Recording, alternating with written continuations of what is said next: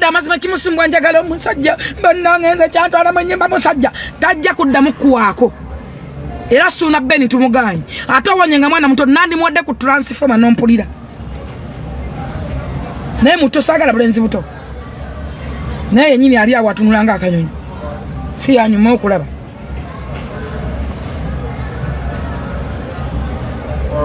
Hala n'embizi. N'oli embizi n'ogyesiiga n'oli amatu gwe Suuna Beni lekada okulya embizi n'ogyesiiga. Ate ngene mukwanira akawala akagagga. Era mukwanira akanako omugagga akalungi. Otegeere nti omusajja taddiba. Tasobola kuddamu ggwe. Si ggwe atunulanga akamunkene. Mbadde ne Nalongo Bridals olwayo nangamba bannange Jennifer omukazi akulemerera okuwolereza.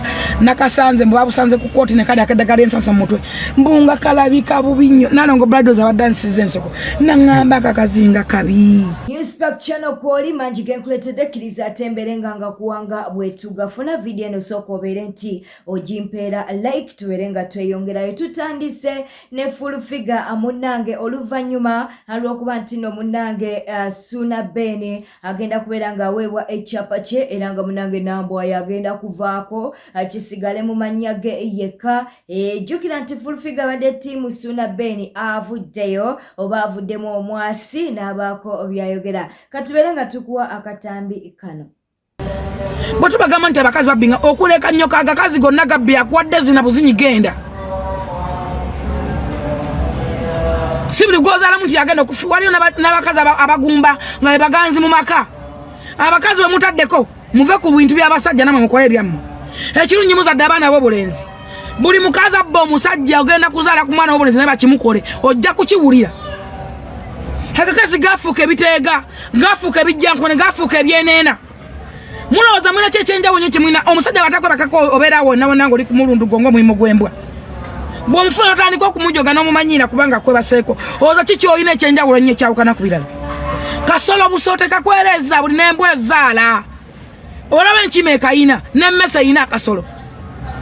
Ne gwe nolowooza nti akasolo ko ka kitalo nnyo kakalingako olukale. Mulekerawo okukwata ebitundu by'ekyama bifula ekyokulwanyisa kubba abasajja. Njagala omusajja oyo akuzireko. Bampita Nakangubi omuwabuzi wa president ompulira buwulizi onengera bulengezi. Wansomako mu katabo wamanyako ebinfaako. Gwe wanzaala gwe wandeta P2 drop. P2 drop. Mpita baby drop. Nasale drop kyonna kyoyagala no matter what. Nasomesebwa kano nafuna omukisa gw'amafiina yampa omukisa. Mama nge bamuyitanga Sala Namutebi. Sylvia Mama Fina is my mom. Mikisa njiri mu bwenchi eje mamba. Atenze ndi wange ye kawomera. Nantagwa buwomi bagamba nti tetule sulumba busulumbi. Bompaka wala konge banja liwedde tolowooza nti mpomera bwerere. Nyabo! Mama Fina chikoze. Allahu Akbar kataba na kumunyiga. Njagala mubeerawo nga munyiga. Njagala mubeerawo nga mututira. Njagala muzimbe. Njagala mufulute. Mubologe. Muiwevu. Mama Fina wagamba nti aji ali. Bwavayo we paba. Yes, Suuna Beni munango oluvannyuma lw'amawulire agali mu kutambuzibwa ku mutimbagano nga kigambibwa nti yagenda okubeera ng'azimbira Nambwayo ennyumba avuddeyo n'abyegaana. Agambye ezo nsonga za Haji Kamoga yagenda okubeera ng'ate azikolako. Katubeere nga tukuwa akatambi kano. Kiboga kati bekyaboga era ne banyumyako awo ebbanga. Kakati ate ebyo bibadde byakaggwa. Kati ate nekiwandiko nekifuluma.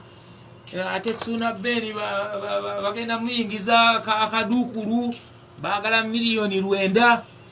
Naye emboozi netambula nga nze ndi waggulu. Kakati ate eriko essaawa eno yeyokubeera nga ebibadde bitulwanya byawedde. Kyekyo entalo mbadde muziraba okumala ebbanga lwenna mukwano gyaffe. Katwetwala. Njagala kyapa jjako abaliko ku kyapa kyange kyagalako buwomu n'ebirala ebifaanakano bwebityo. Abakubi b'emmundu ne bagikuba ku social media nga bwe mwagiraba. Kubanze nasinzira mulumbe lwa nnyabo ne nangirya ne ngaba bannange ne maama nkutumye.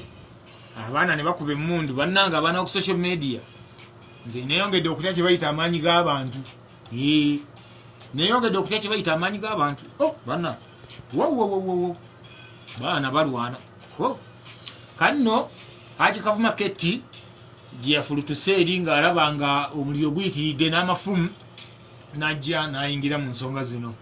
Haji Kavuma Keti azikutte ekisajja kikulu bwetyo ne tutuula wamu ne Haji Kamoga ne tutuuka ku nzikiriziganya wakati mu kukkaanya. Haji Kamoga n'aŋŋamba nti nno ku kyapa kyo ngenda kuggyako abalala osigaleko bwomu era transfer ne zikolebwa bulungi nnyo, wabula n'agamba nti nno gwaggyeko ku kyapa tagenda mule kagenda bw'atyo. Ye nnyini Haji Kamoga n'akwata ettaka lye lyalina ku Gayaza Road ekiteetikka n'alikwata n'aliwa omuwala. Awo ne twawukana nga baaki nga babigo. N'olw'ensonga eyo ne gyaffe abadde bagamba tulajanya kalina yaffe kati kalina yaffe tekyaliko agigoberera, tekyaliko agitunuulira. Nze ngitunuulira nammwe bafaani bange kubanga siina gwe nnyinza kugaana kujjayo waka. Bagamba abange waka babeera waggule mujje tewaliyo omugozo bano gwonna. Gye ndi mbeerayo nzekka. Byebyo nno emboozi nnene nnyo siyinza na kugyongerako ndala. Gwemanya kimu nti nno ebibadde bitutaakaayanya biwedde olwaleero. Ekyapa kyaffe tukiriko ffekka n'ababadde bakiriko nabo kati balina ekyabwe. Haji Kamoga byonna abikozeeko.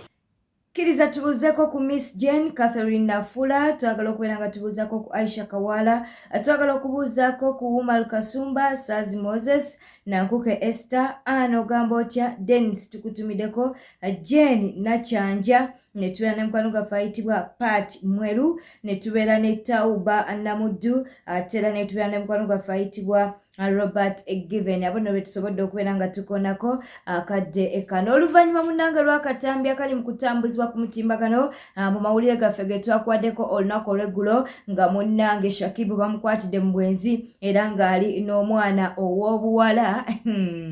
Zari avuddemu omwasi, avuddeyo n'abaako byayogera.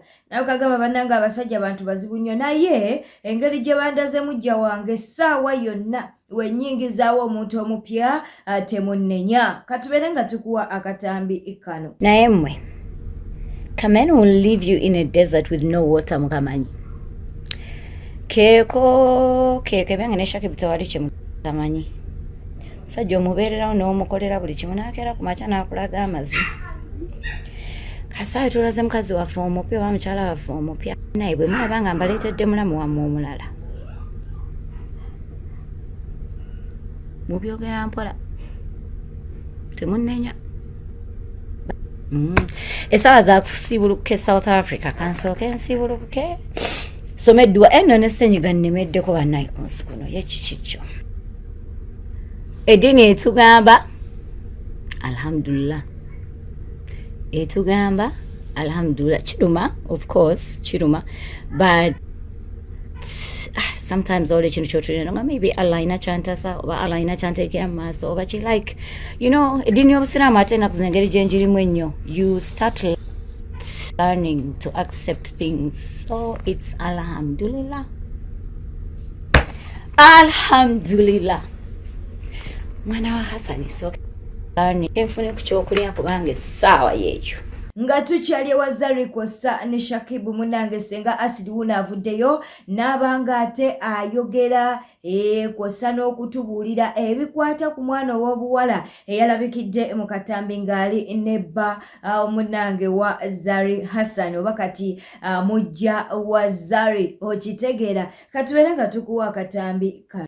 Abaddiyaale muli mutya tuli eno Saumu atutwalaganya olugambo tulukola tulekamu naye nga mujja wa Zari munnange yoyo omwana muto mumulaba. She's about 20 years of age. Bamuyita Ivy, mwana mutoolo Ivy Komukyeya, abadde asomera Kabojja.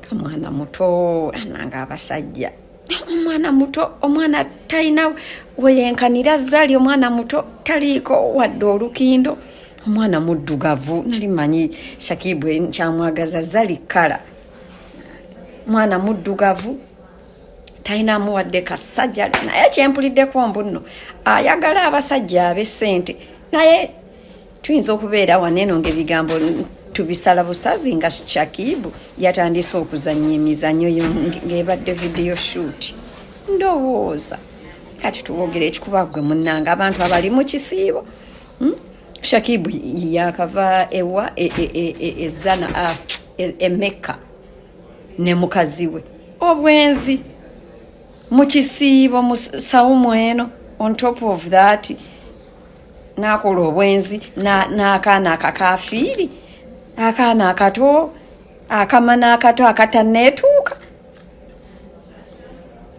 bajja gamba mbula okuba ne Shakibu naye muto Shakibu si muto lwakuba ayina stunted growth takula bulungi naye nga mbadiyale tugira ntukwatirawo iviko mukyeya yoyo mwana mutoolo ate ndowooza abatoolo kye bakola mukimanyi kakala keeko ebbeere mutima naye ebbeere lye era si mutima gwa mbogo nnyo naye bagambye ayagala nnyo abasajja abalina sente kati Shakibu sente agenda muwazaani talina pozi nga neewola kumusiya. Video ya Suna Ben kw'ossa n'ennambwayo munnange yalese abantu olunaku olw'eggulo nga tebabitegeera nga boogera obutonotono nga bagamba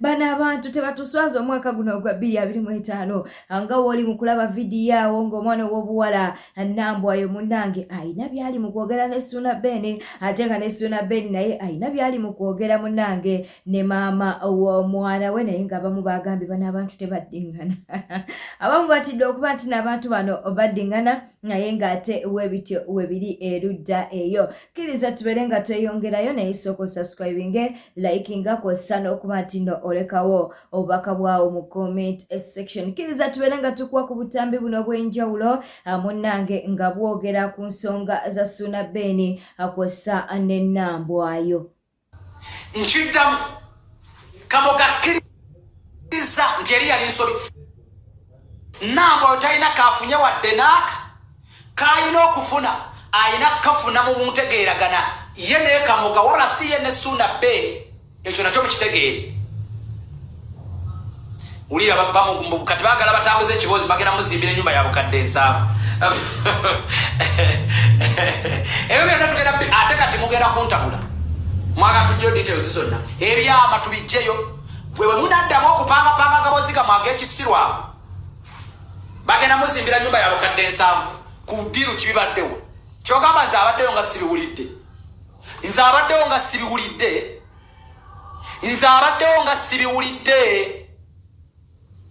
kati batandise okutandika bagabozi bagenda muzimbira ani agenda omuzimbira Suna Ben oba Kamoga mbuuza Suna Ben yagenda byowulidde bagambye nti Suna Ben yagenda ozimbira Nambwayo oba Kamoga yagenda ozimbira Nambwayo enyumba y'obukadde 7 gwogimanyi bagenda muzimbira enyumba y'obukadde 7 omanye enyumba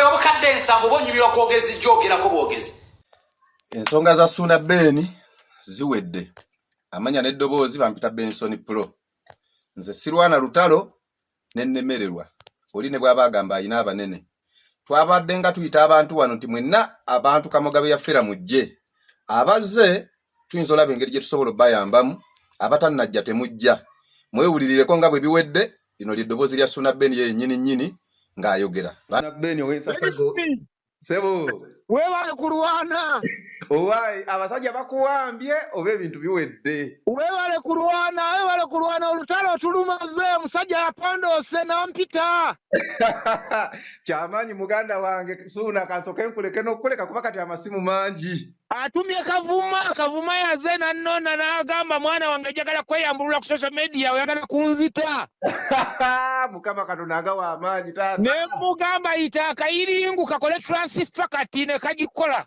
bagisayiniza awo basayiniza transfer nse tukeera mu landizi weebale muganda wange biwedde baloya nga webali byonna biwedde kati enkya essebo tukeera mulandizi nendaga muntu zaffe kubira kyemanyi bangi weebale kulwana muganda wange guwa bitandika nga tetusobola kutuula naawe nze ntuule sunange ekyapa kigenda bampita Benson Pro CEO Safi Records wensinziira soko balage mu Kiswahili wanasema wema wafa mapema wabaya mbona hawajafa bakolongaka mukolonzambe akoza radistre olu falance olwo bataniweza siku Mungu atalala usingizi nze bajja kunsobola olunaku Katonda lwali ebakotulo Tamde obadde mulabi mulungi wekumira ku Newspack channel tujja kubiranga tukwa amawulire agetunaba atufunyewo tewerabira okuba ntino subscribinga erigwa tanaba kuma ntino okikola akosa n'okunyiga akade ka notification ate tewerabira okuleka obaka bwawo mu comment section bera bulungi weraba